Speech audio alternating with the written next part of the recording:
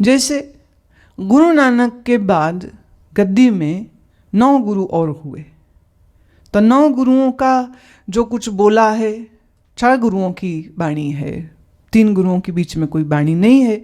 जो 5वें गुरु थे उन्होंने अपने से पहले हुए 4 गुरुओं की, और गुरु नानक साहब एक पोथी रखते थे जिसमें उन्होंने कबीर साहब, सैन भगत, धन्ना भगत, फरीद इत्यादि इन सब महापुरुषों की वाणियों को अपने पास लिखवा के रखा था।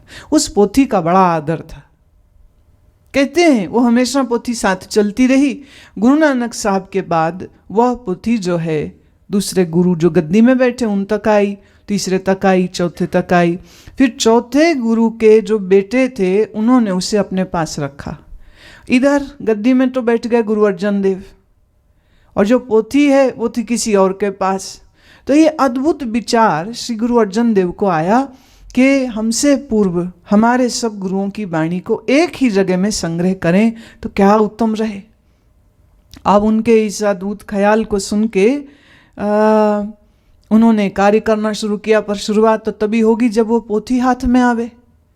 तो उन्होंने संदेश भेजा भाई मोहन जी को, जो उस समय उस पोथी को रख रहे थे, कि ये हमें दे दीजिए।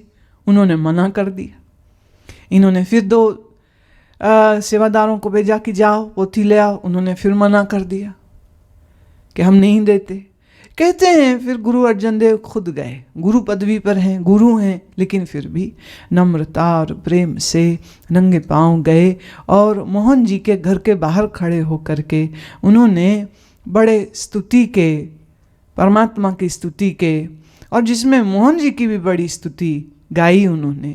ऐसे करुण रस से, ऐसे मीठे स्वर से गुरु अर्जन ने गाया कि मोहन जी पिघल गए। सीढ़ी उतर आए, दरवाज़ा खोल दिया और बहुत आदर सत्कार करके गुरुदेव को अंदर ले गए और कहा कि इस पोथी के आप निश्चय ही योग्य हैं। हम तो खाली उसकी पूजा कर रहे हैं, संभाल रहे हैं, लेकिन अधिकारी आप ही हो। तो गद्दी में तो अधिकार था ही, पोथी हम छोड़ना नहीं चाह रहे थे, हमें भी लगाव था, पर आपकी ये प्रेम भक्ति देख करके हम तो निहाल हो गए। आज से ये पोथी आपकी हुई। उन्होंने कहते उसे सिर में धारण किया, आदर सत्कार देते हुए पैदल चल के अमृतसर आए और फिर बैठ करके एक स्थान पर जिसे शायद रामसर कहते हैं, वहीं बैठ करके उन्होंने उसका जो संपादन है वो शुरू किया। तो बहुत सारे भक्तों, संतों, फकीरों का कार्य उस पोथी में है और 4 गुरुओं का कार्य, तो ये सब मिला करके उन्होंने आदि गुरु ग्रंथ की पहली जो प्रति है वो तैयार करी। और उसके लिए फिर उचित जगह भी होनी चाहिए, तो फिर उसके लिए उन्होंने हरिमंदिर साहब की नींव रखी। अब सोच देखिए, नींव रखने के लिए उन्होंने एक मुस्लिम सूफी फकीर साईं मियां मीर को निमंत्रित, खुद भी रख सकते थे, लेकिन गुरु नानक और कबीर जैसे महापुरुषों ने ये बहुत कोशिश करी कि हिंदू मुस्लिम आपस में जो लड़ते रहते हैं, मारते हैं, वो राम के नाम पे मारता है, वो अल्लाह के नाम पे मारता है, मरता तो इंसान है। तो इनके इस देश को मिटाने के लिए प्रयास कबीर साहब ने किया, प्रयास गुरु नानक साहब ने किया। तो उसी प्रयास को और आगे बढ़ाया श्री गुरु अर्जन देव ने। उन्होंने साईं मियां मीर जी को बुलाया और कहा इस मंदिर की नींव आपके हाथ से हम रखेंगे। ये प्रेम और सद्भावना का बहुत सुंदर उदाहरण है। ऐसी मिसाल हमें दूसरे मतों में नहीं दिखती है। तो ये एक बड़ी कल्याणकारी घटना थी। मंदिर है हरि मंदिर, अब वहाँ हरि की मूर्ति नहीं लग रही, किसी कृष्ण की मूर्ति नहीं लग रही, विष्णु की मूर्ति नहीं लग रही, और फिर हरि मंदिर नाम क्यों दिया? हरि नाम इसलिए दिया क्योंकि हरि का अर्थ यह भी है जो घट घट में रहता है। घट माने गड़ा भी होता है, घट माने हृदय भी होता है, घट मतलब अंतःकरण भी होता है, घट मतलब मन भी होता है। तो घट घट में जो चेतनात्मा है उसी का नाम है हरि, तो नाम रखा हरि मंदिर। रही बात साहेब जुड़ने की, तो ये कबीर साहब से ही एक परंपरा चल पड़ी थी कि जहाँ गुरुजनों को, आचार्यों को, संतों को साहेब नाम से बुलाते। संत लोगों ने कहीं कहीं भगवान को, परमात्मा को भी साहेब नाम से पुकारा है। अब इसके बाद जो फिर 2 गुरु और हुए, फिर तीसरे आए गुरु तेग बहादुर। उन्होंने बहुत सुंदर रचना लिखी, पर फिर कहानी ऐसी हो गई, हिस्ट्री ऐसी हो गई कि पोथी जिस स्थान पे है हरि मंदिर, वहाँ अजब से महंतों का कब्जा हो गया। और गुरु जब खुद पहुंचे 9वें गुरु, तो उन्हीं को अंदर आने नहीं दिया, भगा दिया उनको भी। वो भी बाहर से ही प्रणाम करके आ गए। फिर जो 10वें गुरु हैं गुरु गोविंद सिंह महाराज, फिर उनके भी चित्त में यही ख्याल आया कि हरिमंदिर में पड़ी हुई पोथी में हमारे पिता और हमारे गुरु तेग बहादुर जी की वाणी दर्ज होनी चाहिए। अब उन्होंने संदेश भेजे, तो पलट के महंतों ने जवाब ये दे दिया कि अगर गुरु है तो आप ही अपना ग्रंथ लिख ले।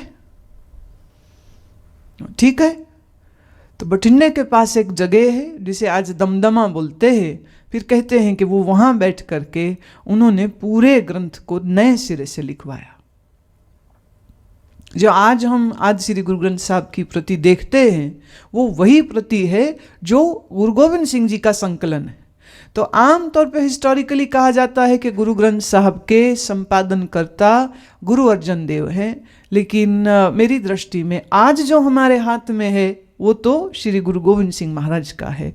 अब इस ग्रंथ में जो कुछ कहा गया, जो कुछ बोला गया संतों, पीरों, भक्तों और 6 गुरुओं के द्वारा, उस सब का संकलन है। आज पीपा साहब नहीं है, भगत पीपा जी नहीं है, लेकिन भगत पीपा के जन्म स्थान की तरफ चले जाओगे तो उनके नाम से आज भी एक जगह है, आज भी वहाँ लोग इकट्ठे होते हैं और जो कुछ उन्होंने बोला उन वाणियों को वो पाठ में पढ़ते हैं और सुनते हैं। आदमी है, भूखा तो होएगा ही, तो खाएगा भी, तो फिर निश्चय कुछ ना कुछ भंडारे भी चलने लग जाते। ऐसे ही रैदास जी के नाम से भी आज परंपरा चल रही है, मत चल रहा है। लोग अपने आप को रविदासी बुलाते हैं और उनकी वाणी का संकलन भी एक ग्रंथ के रूप में है। रैदास का अनुभव, कबीर का अनुभव और वैदिक काल के ऋषियों का अनुभव में कोई भेद नहीं है, क्योंकि सत्य में कोई भेद नहीं, परमात्मा में कोई भेद नहीं। लेकिन उनकी सबके शरीर तो अलग अलग थे, मन अलग अलग थे, स्टाइल अलग अलग था, बोलने का तरीका अलग अलग था। तो इस कारण से एक सत्य का अनुभव करने के बावजूद जो उन्होंने बोला, उनके लहजे, उनकी बोली, उनका स्टाइल, उनकी भाषा से एक अलग पैठ पड़ जाती है। इसी को हम कहते मत। मत वाले के पास शब्द होते हैं अपने महापुरुषों के, उनका अनुभव नहीं होता। अनुभव किसको मिलेगा? जो साधना करेगा। साधना कौन करेगा? जिसे कोई और जीवित संत साधना करनी सिखाएगा। बात समझ रहे हो? तो मत मतांतरों का भेद हमेशा रहेगा, क्योंकि उनके पैरोकार अलग थे। जैसे हम उदाहरण देते हैं धन्ना जट की, राजस्थान में हुए। और धन्ना जट जो हैं शुरू में विष्णु भक्त थे। पहले तो खाली किसान ही थे, फिर वो विष्णु भक्त हुए और विष्णु भक्ति में पूरा जीवन उनका गया है। और शालिग्राम की पूजा करते थे, जिसे कबीर बोलेंगे तो हो जाएगा पत्थर पूजा। रैदास कई ये कहते हैं कि कबीर साहब के गुरु भाई थे, स्वामी रामानंद के दोनों चेले थे। तो इस कारण से दोनों एक होने चाहिए। पर रैदास जी तो राम जी के भक्त है, वो राम की उपासना करते और लंबे समय तक वो राम की पूजा करते रहे। फिर धीरे धीरे धीरे कबीर के जो परंपरा वाले हैं वो ये कहते हैं कि कबीर के प्रभाव से वो सरगुण को छोड़ के निर्गुण में आ गए।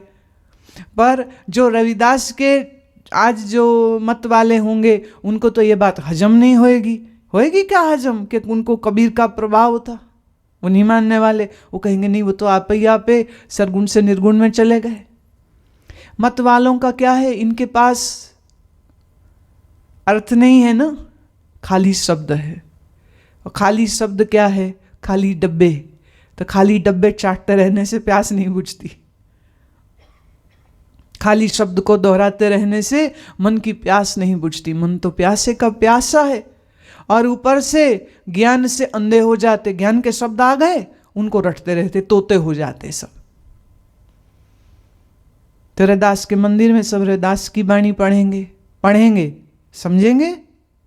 ये प्रश्न है। जानेंगे और बड़ा प्रश्न है। जीवन में लाएंगे और बड़ा प्रश्न है। मनन करेंगे और भी बड़ा प्रश्न है। जैसे एक हिंदू मंदिर में बैठता है, रामायण पढ़ता है, चौपाई पढ़ता है, पर क्या वो उसको अपने जीवन में लाएगा? पता नहीं। अपने आप को हिंदू कहने वाले गीता पढ़ते हैं, गीता समझे हैं? पता नहीं। गीता जाने हैं? पता नहीं। गीता को जीवन में लाए हैं? पता नहीं। अब तुम किस मत से हो?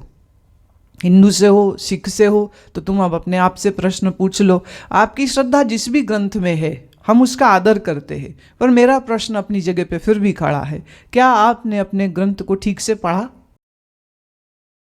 समझा, जीवन में अपनाया, उसमें दी गई साधनाओं को किया? सच क्या है? सच ये है, कृष्ण माने, राम माने, देवी माने, दुर्गा माने, कोई गणेश माने, लेकिन जाते हैं मंदिर, घंटी बजाई और आरती में खड़े हो गए, प्रसाद खाया, घर आ गए, बस। और कोई गुरुद्वारे गया, कीर्तन सुना, पाठ सुना, लंगर खाया, प्रसाद खाया, घर आ गया। मुस्लिम है, वो मस्जिद में जाता है, नमाज सुनता है। नमाज तो मुश्किल से क्या 10 मिनट भी नहीं लगते। 10 मिनट भर की नमाज को करके वापिस आ जाता है। क्या उसने वो सब उसूलों को अपने जीवन में लाए जो उसूल रसूल ने दिए थे?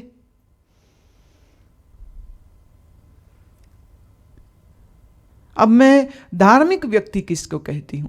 जो महापुरुष के द्वारा दिए गए शब्दों पर ही रुक नहीं जाता, वो शब्दों से और आगे बढ़ता है, शब्द को भी समझता है, अपने ग्रंथ का भी आदर करता है, लेकिन आदर के साथ साथ उसमें कहे गए आदेश का पालन भी करता है। मान लीजिए कोई आदमी बीमार है, डॉक्टर के पास जाए और डॉक्टर की आरती उतारे। डॉक्टर कहे नबस दिखा, वो कहते रुक, पूजा कर लेने दे पहले। डॉक्टर को तिलक लगाए, माला पहनाए, अगरबत्ती जोत जगाए, घंटी बजाए, अपने साथ 4-6 और भी लोग ले जाएं जो पीछे ताली बजाए,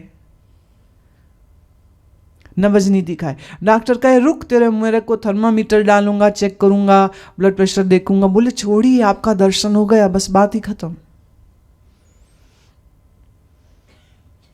ये रोगी ठीक होगा कि ये रोगी शमशान पहुंचेगा? और जाने से पहले डॉक्टर का फोटो खींच के ले जाए और लॉकेट में डाल के अपने गले में भी डाल, एक बड़ा फोटो बना के घर में भी लगा ले और सुबह शाम उसको देखे। डॉक्टर ने जबरदस्ती मान लो कुछ दवाएं दे दी कि ये गोली सुबह शाम खा लेना, ये कैप्सूल सुबह शाम खा लेना। वो गोलियां ले जाए, कैप्सूल ले जाए, उसको भी अपने डॉक्टर साहब की फोटो के आगे रख दे और उसकी भी आरती शुरू कर दे। रोज देखे, उठाए, ए न सीन पढ़ दे, वापिस रख दे। एल्ट्राक्सिन और 10 बार पढ़े। कोई पूछे भाई दवा ले रहे हो? 10 बार पढ़ता हूं, एल्ट्राक्सिन एल्ट्राक्सिन एल्ट्राक्सिन एल्ट्राक्सिन। अच्छा, रोग ठीक हो गया? डॉक्टर की बड़ी दया है, हो ही जाएगा, मुझे विश्वास है। इसके विश्वास से इसका कुछ काम होगा क्या?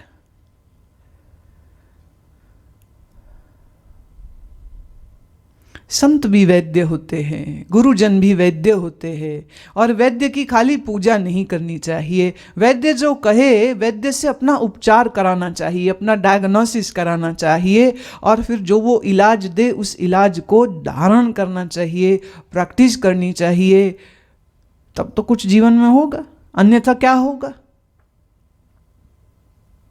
कोई आदमी बीमार हो गया, किसी ने कहा नया अस्पताल खुला है, वहां जाओ। बोले ठीक है। 10 दिन बाद मिले, बोले गए नहीं थे, अभी भी खांस रहे हो। नहीं गया क्या, रोज जाता हूं। रोज? बोले रोज क्या करते हो? बोले रोज जाता हूं पैदल घर से, बड़ी श्रद्धा से जाता हूं, नंगे पांव। लोग स्कूटर में जाते होंगे, बस में जाते होंगे, कार में जाते हैं, मैं पैदल जाता हूं, बड़ी श्रद्धा है मेरे को। अस्पताल बहुत अच्छा है, वहां जाता हूं, फिर दंडवत प्रणाम करता हूं और फिर घर आ जाता हूं। ठीक हो जाएगा ये, होगा ये रोगी ठीक। अब तुम बड़े समझदार हो, अब अपने आप मत मतांतर पे ले जाओ। कोई मंदिर जाता है, कोई मस्जिद जाता है, कोई गुरुद्वारे, बड़े नियम से जाते, रोटी नहीं खाते जब तक जाए नहीं। ठीक हो जाएंगे। मन में रोग वैसे के वैसे, क्रोध का रोग, ममता का रोग, आसक्ति का रोग, लोभ का रोग, अज्ञान की नागनी अंदर से डसती रहती है। पर ऐसे वो अपने धर्म ग्रंथों को पूजते भी है, धर्म स्थान को पूजते भी, झाड़ू लगाते जाके वहां, झाड़ू लगाने से हो जाएगा। देखिए, झाड़ू लगाना सेवा है, सेवा से मन शुद्ध होता है। मन शुद्ध किस लिए करना है? ताकि उसमें ज्ञान का अमृत टिक सके। अच्छा, ज्ञान अमृत तो डाला नहीं, पर सेवा करे जा रहा है, पुण्य कर्म है, सुख का फल मिल जाएगा, पर उसके मन का मोह का बंधन नहीं टूटेगा। उसके लिए तो कुछ और प्रक्रिया होगी। तो मत किसको कहेंगे? जो किसी संत, किसी ऋषि, किसी महात्मा, किसी गुरु के दिए गए वचनों को पकड़ ले, उसके ग्रंथ को पकड़ ले और उसके अराउंड उसने सब रिचुअल तो खड़े कर लिए, लेकिन उसके अर्थ में नहीं जाता है। और मैं धार्मिक व्यक्ति उसको कहती हूं जिसने ग्रंथ के, गुरु के, ऋषि के कहे गए शब्द नहीं, ये शब्द जिस अर्थ की ओर इशारा कर रहे हैं उस अर्थ की ओर उन्होंने अपनी बुद्धि को लगा दिया और उस अर्थ को अपने जीवन में लाने की चेष्टा करते हैं।